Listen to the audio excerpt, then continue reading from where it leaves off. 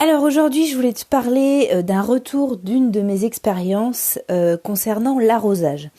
Et on le sait, l'arrosage c'est hyper important et tu as peut-être eu des soucis de sécheresse, en tout cas moi j'en ai eu cette année et je me suis rendu compte que même si j'arrosais, c'est peut-être ton cas, même si tu arroses au pistolet, automatique, enfin bref, peu importe, même à l'arrosoir, la terre elle semble toujours aussi sèche et les plantes toujours aussi mal en point, tu vois, autour, toujours aussi sèches, toujours en demande d'eau.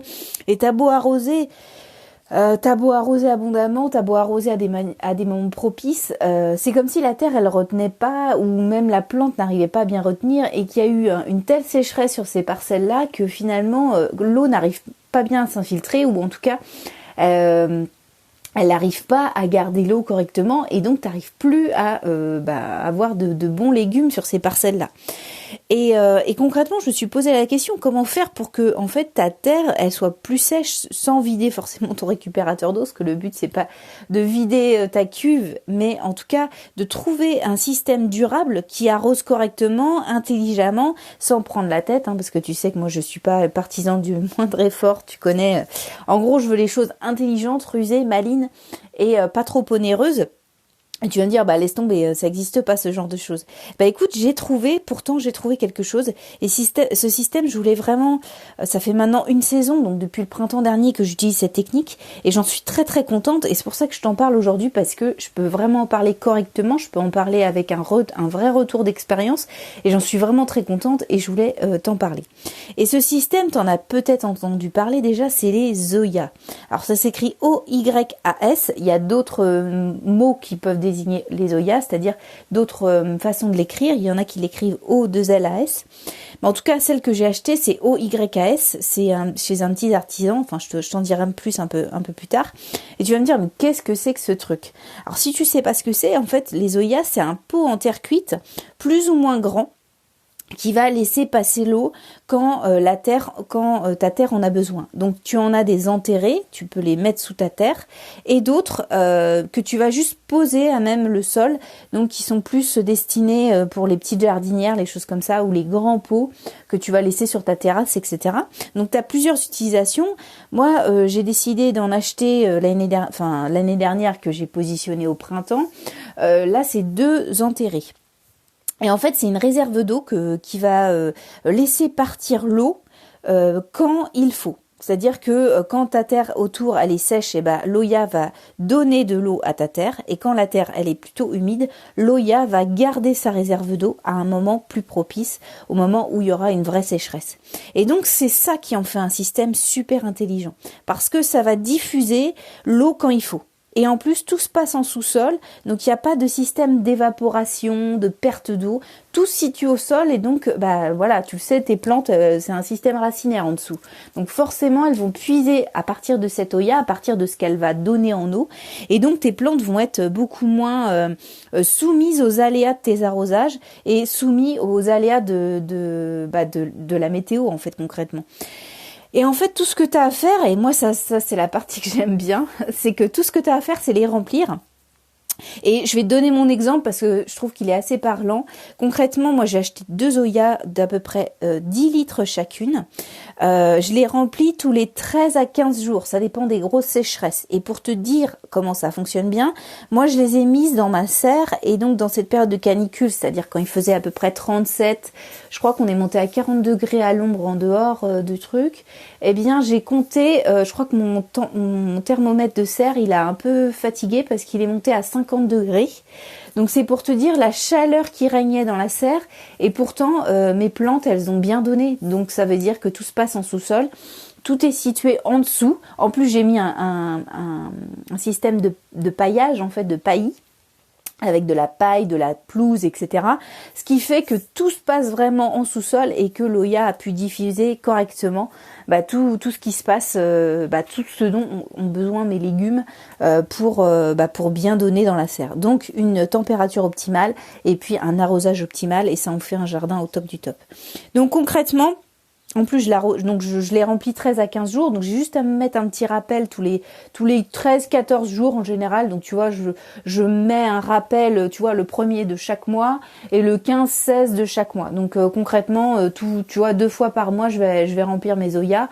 Donc ça va pas, c'est pas trop contraignant. En fait, tu peux partir en vacances et dire bon 15 jours après, c'est bon en fait, je reviens, j'ai juste à remplir mes Zoya et c'est fini quoi. Donc ça c'est hyper intéressant. Donc il y a beaucoup d'avantages à ce truc-là, c'est que concrètement c'est durable parce que tous les ans tu vas pouvoir les réutiliser, donc ça c'est hyper intéressant. C'est économique et puis c'est pratique, comme je te le dis, tous les 15 jours tu remplis, donc moi j'aime bien parce que c'est pas contraignant, c'est pas chiant. C'est intelligent parce que ça diffuse quand il faut, ça j'aime bien parce que quand je les ai mises, mes Zoya, ma terre elle était archi sèche, c'est pas facile à dire, mais en gros c'est très sec tout ça, et donc je me dis voilà, si toi aussi t'as des problèmes de sécheresse de terre, écoute, ça peut être une très bonne idée pour toi. Et en plus, c'est efficace parce que ça diffuse vraiment là où il faut, c'est-à-dire aussi au niveau du système racinaire de ta plante. Ça évite les maladies quand tu arroses, tu vois, t'es fatigué ou voilà, t'arroses le soir par inadvertance, t'arroses des feuilles. Tu vois, ça évite des développements des maladies. Ça évite les pertes parce que finalement, il y a des fois où t'as pas le temps le soir et donc t'es obligé de l'arroser le matin ou en pleine journée, tu vas perdre la moitié de ton eau. En plus, donc l'évaporation, la perte et puis le fait que ça va diffuser de l'eau de manière durable à ta plante. C'est comme si tu étais à côté de ta plante toute la journée et que pendant 15 jours, tu pouvais arroser de manière propice à un moment optimal pour ta plante. Et donc ça t'évite cette contrainte-là puisque l'Oya va va diffuser son eau au moment le plus opportun et de manière continue. C'est surtout ça qui est intéressant, c'est continue à ta plante. Donc elle va jamais manquer d'eau, il va pas y avoir d'effet saccadé sur l'arrosage. Ce que tu peux retrouver sur l'arrosage automatique, l'arrosage manuel. Là c'est vraiment, ta plante est à côté de l'Oya, elle va puiser ce que l'Oya va lui donner. Et comme elle va donner vraiment elle va diffuser de manière très lente, eh bien ça va faire que ta plante va avoir va être moins sujet aux maladies, va être moins sujet, tu vois par exemple tout ce qui est cul noir, je sais pas si je t'en avais parlé de cette maladie, c'est une maladie de la tomate qui est due à des arrosages, des manques d'eau, c'est-à-dire que la plante elle développe cette maladie quand elle a des grosses périodes de sécheresse et des grosses périodes de pluie. Donc c'est pour ça qu'on essaye de réguler ce truc-là en essayant d'arroser un peu au moment où il y a de la sécheresse, etc. Mais c'est pas toujours évident.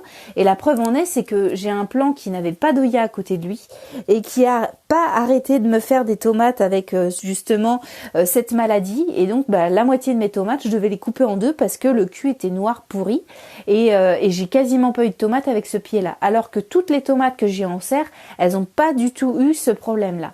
Donc hyper intéressant. En tout cas, tu peux en trouver sur une jardinerie. J'en ai acheté en jardinerie. En fait, c'est pour ça que je voulais t'en parler. C'est que hier, j'ai été en acheter 3 en jardinerie. Enfin, je vais t'en parler un peu plus demain, je pense, parce que sinon, je vais y passer la journée. Parce que j'ai tellement de choses à te dire dessus. Je trouve que c'est vraiment formidable comme système. Donc, j'en ai trouvé en jardinerie. Mais sinon, tu peux en trouver. C'est des artisans qui font ça dans le sud de la France. Dans la France, pardon. Et ça s'appelle Oya Environnement. Tu tapes sur Google. Oya, O-Y-A-S. Environnement et tu vas trouver forcément j'avais vu un reportage sur eux, c'est vraiment super. Donc je t'invite à aller sur leur site. Enfin, j'ai pas de commission, hein, donc moi je m'en fous si t'achètes chez eux ou pas. En tout cas, je les trouve vraiment bien. Si tu te poses la question de savoir si c'est pour toi, quel Zoya choisir, etc., on va voir tout ça demain. Je vais te dire en gros qu'est-ce que tu devrais choisir comme Oya en fonction de la taille de ton jardin, en fonction de ton budget, en fonction de ta façon de jardiner, en fonction de plein de choses. Donc je vais t'en parler un peu plus demain si ça t'intéresse. En tout cas, si déjà ce premier podcast t'a intéressé, n'hésite pas à liker ou à t'abonner, comme ça tu louperas pas le podcast de demain, donc sur SoundCloud ou sur YouTube, peu importe. Et demain, je te fais un petit débrief encore un peu plus poussé sur les Zoya, sur mon système d'arrosage. En tout cas, pour l'instant, concrètement, j'ai essayé pas mal de systèmes d'arrosage. C'est le système d'arrosage que j'ai trouvé le plus performant, le plus durable, le plus économique, le plus vraiment le top du top. Je t'en parlerai pas si vraiment j'en étais pas super contente. Et c'est pour ça d'ailleurs que j'en ai acheté 3 autres parce que vraiment je suis super contente de ce système-là. Voilà, écoute, je te retrouve demain pour répondre à toutes les autres questions. Si tu as d'autres questions entre-temps, écoute, n'hésite pas à m'envoyer un mail. C'est gojardin, G2O Jardin, @gmail.com. T'hésites pas à m'envoyer un message avec tes questions si jamais tu en as. Et puis moi je te retrouve demain, on va parler d'Oya, de comment les choisir, sur quel site aller, etc. Et puis écoute, je t'invite à aller voir déjà sur les sites que je t'ai donnés. Et puis on va en parler demain. Allez, à demain, et puis bon dimanche, salut.